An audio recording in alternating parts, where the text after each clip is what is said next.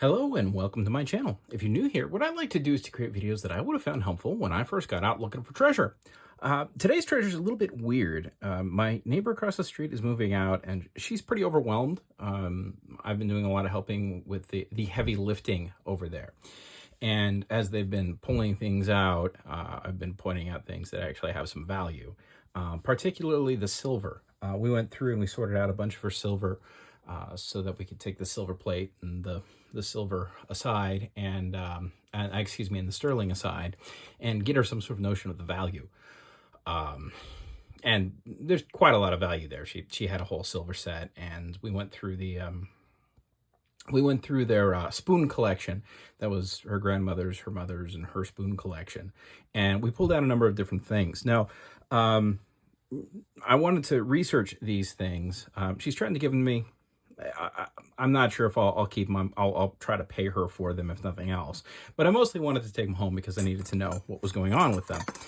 She had a lot of stuff, but these ones I grabbed. Now, this one isn't anything.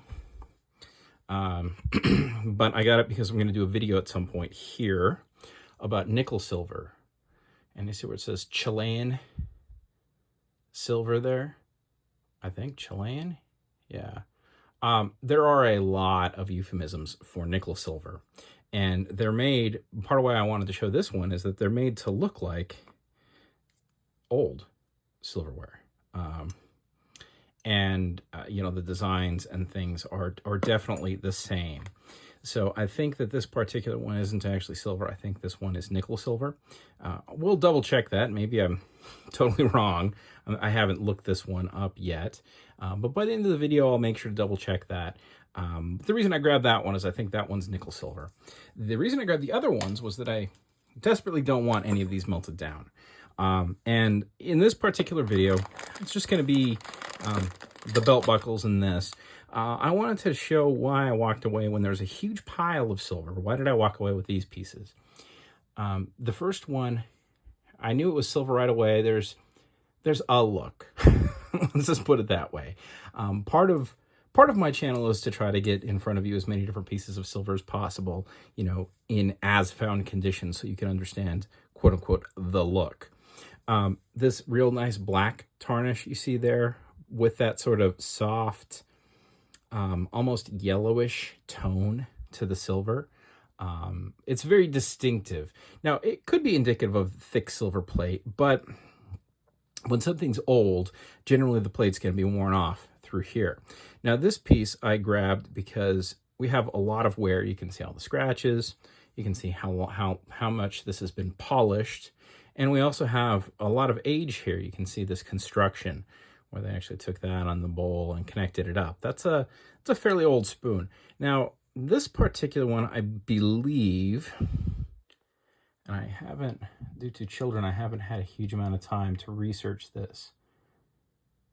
Might be British, might be something else, might be American coin silver. I don't know. Those marks, hallmarks, are so degraded. I can't really tell what's going on there. I thought at first one might be the lion, indicating sterling. Looking at it now, I don't rightly know. I do think we have the C something T, which we'll investigate. So if you get a piece like this, investigate what you can investigate. Sometimes you can find the maker, and then that will tell you, allow you to figure out what the other marks are. But yeah, I wanted to bring this one home because it has all of the earmarks of being silver, solid silver, particularly because of all this damage you can see here, which if it were not silver, we'd be getting base metal coming through that for sure.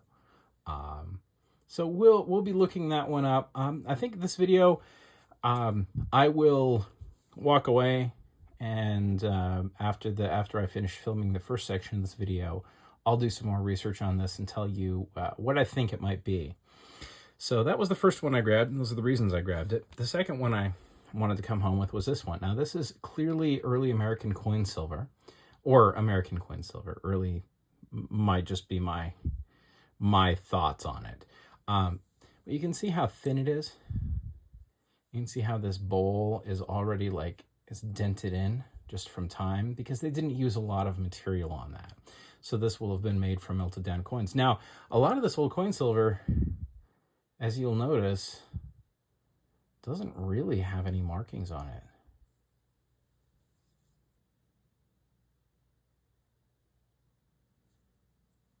We do have a monogram, I think it's A something.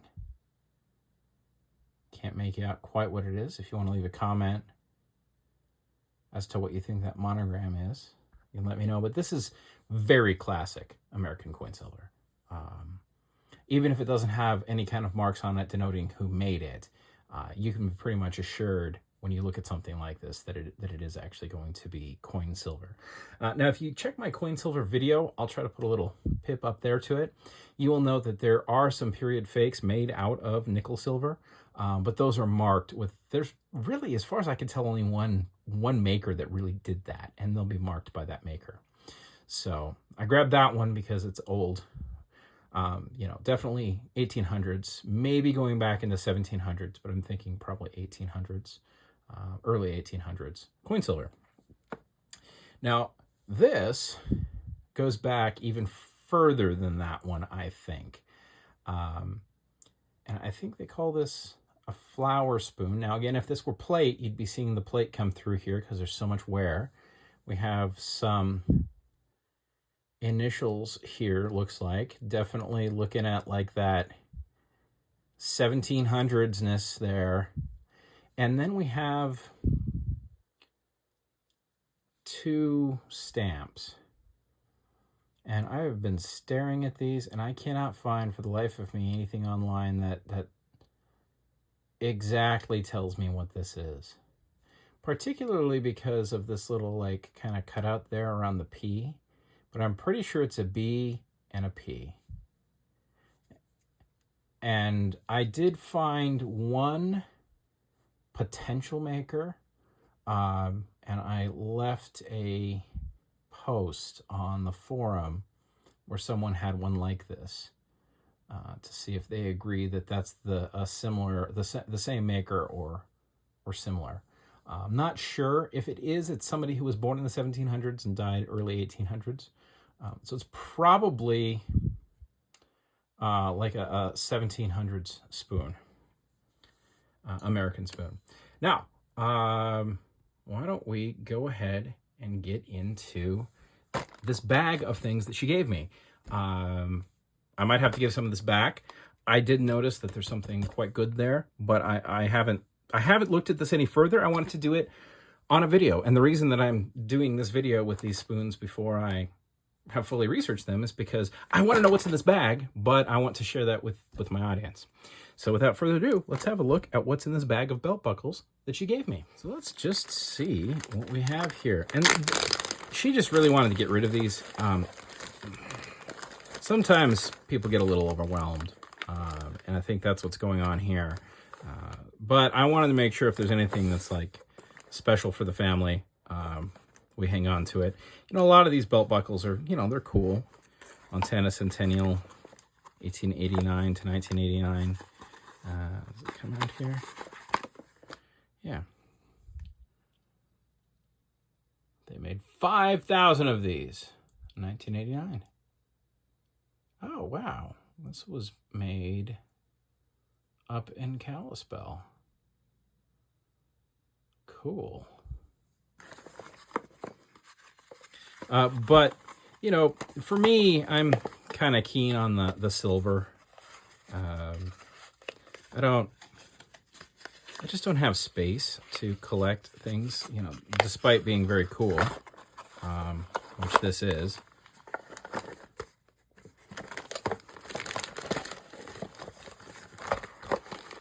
Looks like that was Mule Deer. This one is Fort Benton. That's pretty cool. What else do we have in here? Alaska, the Great Land. Eagle River, Alaska.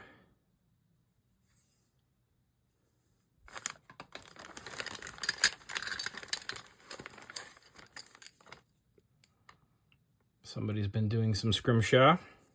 It's like leather. Oh, that's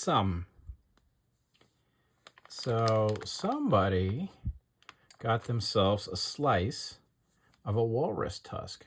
And if you're ever wondering about like a material like this, is it bone? What kind of bone is it? Do you see this sort of, like some people call it oatmeal, this mineralization in the middle there? That is diagnostic of walrus. I am not super impressed by angry deer staring at me. What else do we think this is made of? Just a bit of brass. Kind of cool though. Set that aside. Montana Trapper. Registered. Montana Bicentennial Buckle. What else do we got in here? Lee. That looks like it's probably going to be nickel silver. German silver, yep. German silver and jeweler's bronze from 1981.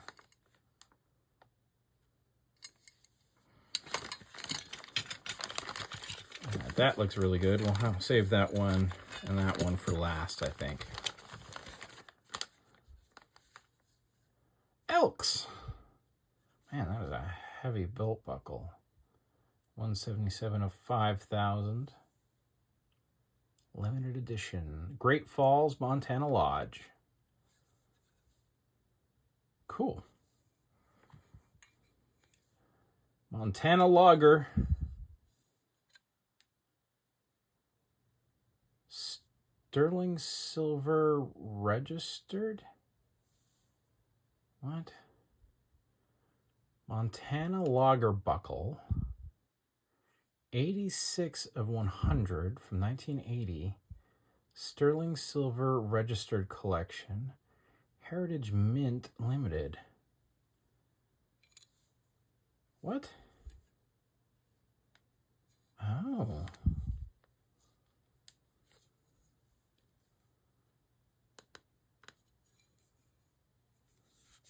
Oh my. Oh, good gravy. Is that sterling?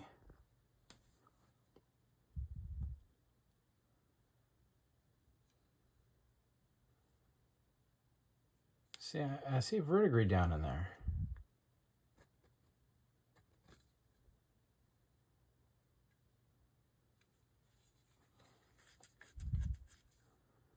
Place your bets now. We'll test it. I think. I don't like this, but that could have come off of something else. Could have come off of one of the other belt buckles.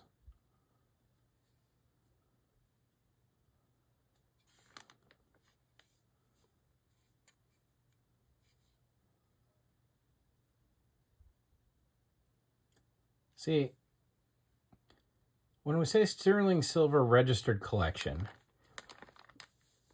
my thought skips to the fact that maybe they called this the sterling silver registered collection and it wasn't made out of sterling silver. Now, I could be wrong. I'm seeing stuff that shouldn't be on sterling silver. This green shouldn't be on sterling silver. However, the sort of toning and some of the colors involved in this could certainly be an old bit of sterling silver. So we will look this puppy up and we'll see if that is just a big old chunk of sterling. Does say Heritage Mint. So boy, shall we weigh it? I don't know if the scale will do it. All right, so that's not going to be sterling, I don't think, right there. But if this is a chunk of sterling, it is over 100 grams. I don't know if I have a scale big enough floating around in here. I'll have to weigh that before I come on back in. Yeah. I don't know. Maybe it is sterling. We'll look that one up. We'll come back. Okay. So that wasn't what I was excited about. This was probably the one of the two that I was very excited about, because that sure looks like sterling. So these look very much like maybe brass.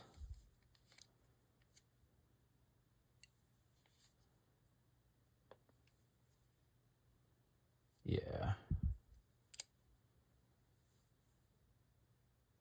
I don't see any markings. I see real nice toning here.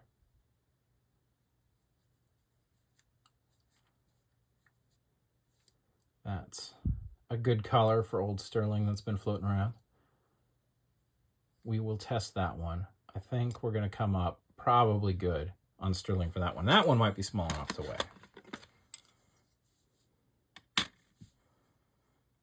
$32. So, you know, $30 worth of silver if it's silver. And then last but not least,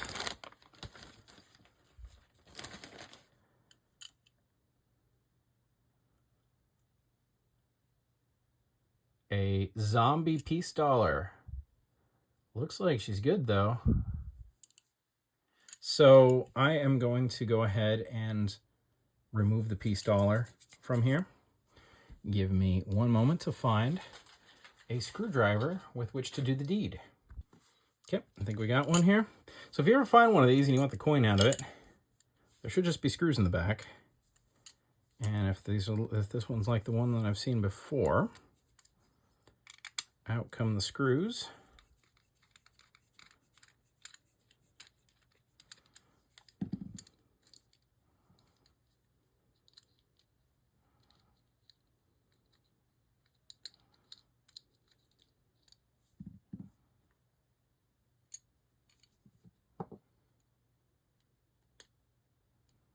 Off comes your coin.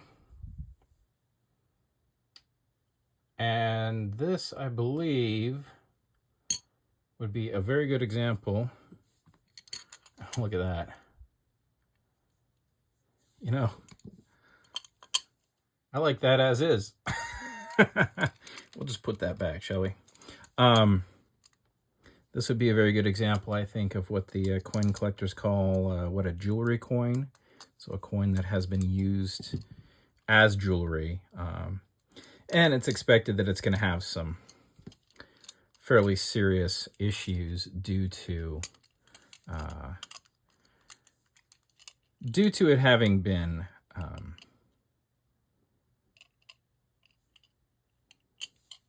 where did that screw go? Sorry. I'm a little confused. Oh, it helps if I do it right. So yeah, the nature of the coin being somewhat worse for the wear after having lived, in this case, on a little slab of leather in a cheap plated belt buckle. But let us have a good look at this coin. Has some real interesting toning there due to its life, I expect.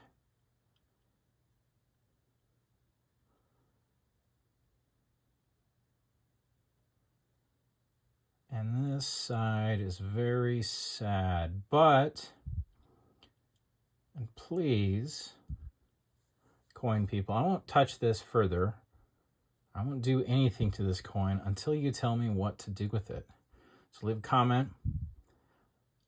If I understand correctly, I should be able to drop this into a little dish of acetone. I know cleaning coins is a no-no, but there's got to be some acceptable way to get all that green from the leather off without completely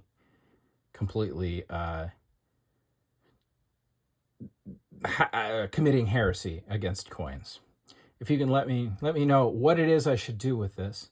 I really do kind of like this. If you can see, look at that rainbow color there. There's a lot of black, but then there's a lot of like straight up rainbow effect on that.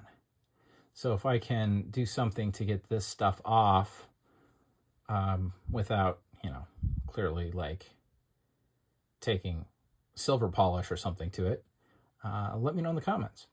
All right, so with that, I'm going to go sort out, is this thing actually sterling? How much does it weigh if it is? We will test that, make sure that's sterling, and I will come back with the name, I think, on this one. I can't make these out well enough to probably research that in any kind of time. I'll give it a little bit of a go, but I don't know that I'm going to be able to come back with any information on that one. And this one, there is no real information to be had. It is what it is. And aside from the monogram, we've got what we've got right there. All right, with that, I am going to finish up this section, and I will be back to you right quick. And we're back. So I think something might have gone off with my silver testing acid. It doesn't seem to work on even things that I know are silver. But as many people have told me, it's a good idea to test silver with 18 karat. So I did test this with the 18 karat and it went bright blue. So in conclusion, I don't know. I'm not sure what exactly is going on with this. I can say I didn't get through any plate.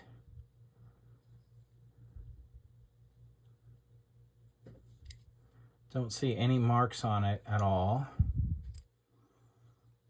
It has the form of silver with brass, but there's a lot about it I'm just not sure about. So we may have to wait until I can get, if I can ever get to the XRF machine again. That road may be a little bit cut off for me now due to new management. So opinions, leave it in the comments. The 18 karat test was positive, bright blue alongside something else that also went bright blue that I know is 925 because I've tested it on an XRF machine and acid tested it. But my silver acid test doesn't seem to work on anything for me right now. So I don't really know what's gone on there. I do know that some of that silver acid test can be a little finicky for people. So maybe I'm starting to experience a little bit of that. But what do you folks think? Leave it in the comments. At the moment, I'm going to go inconclusive on this one, and we will leave it at that. Now, inconclusive. This spoon, I believe the BP is for a guy named Benjamin Prince. Now, he died in 1789, and he was probably active making spoons in the 1770s and 1780s. He died at 33, so most likely this spoon would have been from sometime in the 1780s if it's him. Now, I cannot find this mark anywhere, and I've cruised the silver collecting forums, and I found basically that mark and a spoon that's very, very similar. And when someone previously asked about it, that was the answer they got, Benjamin Prince. It is definitely a spoon from the late 1700s. Certainly that form, everything about it is right for late 1700s. So we're probably looking at a spoon that's slightly older than America, or in America's infancy, which I think is pretty dang cool. I'm a big fan of such things. Now, the last thing was this. And yeah, it is a big old chunk of sterling. Supposedly, Montana, these Heritage Mint would use 4 ounces in these. I found another one that said it was 4 ounces, but it wasn't the Montana Lager. I can't find the Montana Lager. I've got a scale that's big enough here let's see, what do we got? We got 121 grams. So, now of course, that's not going to be silver, and that's probably not going to be silver, and the hinge is probably not going to be silver. So you can subtract a little bit for that, but yeah, that is a whopping chunk of silver. And I'll tell you, based on the look, I would think that's just yet another dang old brass, maybe silver-plated brass belt buckle. But gee willikers, these were not. These were made out of a big old chunk of sterling, and apparently they could get bent. I don't know how that happened. Look at that. It's all warped. Yeah, so this is probably from sitting somewhere else, sitting in something. Also makes sense that this would be 86 of 100 if it was made out of sterling. You know, a lot of the other ones we looked at were like runs of 5,000. Those were out of brass. But that's a pretty cool way to get some sterling. I don't really have any idea if something like this is of value to anyone, other than the fact that it's a big old chunk of sterling. But that is pretty cool. And I'm definitely going to have to go back and see if she desires these objects back, because I would feel guilty walking away with them. With that, I think I've done everything for the video. Yeah, so I hope that you found something in this video useful. If you did, hey, hit that like button. If you haven't yet, subscribe. If you're not subscribed, it really perks me up when I see more subscribers. Doing the YouTube thing is interesting. It's kind of an emotional roller coaster, and when people subscribe who have been maybe watching for a while, it's a real pick-me-up, and I appreciate it. So with that, I'll leave you to go out and find yourself some treasure. Pro